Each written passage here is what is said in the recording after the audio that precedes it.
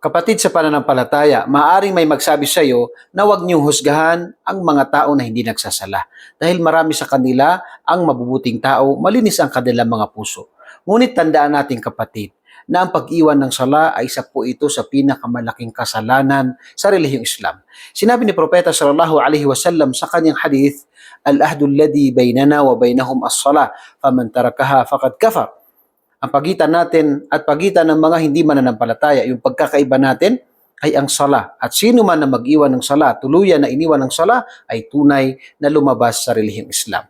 Ganon din na sinabi ni Propeta sallallahu alaihi wasallam ng pinakaunang lilitisin sa gawain ng isang tao sa araw ng paghukom ay ang kanyang sala. Kapag ito ay nagtagumpay, ay magtatagumpay ang ilan o ang kanyang ibang mga gawain.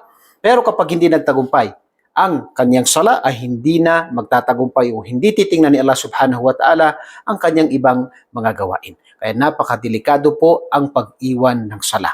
Ang mabuting puso po ay hindi po ito mapapakinabangan ng isang tao sa araw ng paghukom kapag iniwan niya ng tuluyan ang sala. Kaya po narapat sa isang mananampalataya na ipunin niya ang sala at ang mabuting pag-ugali.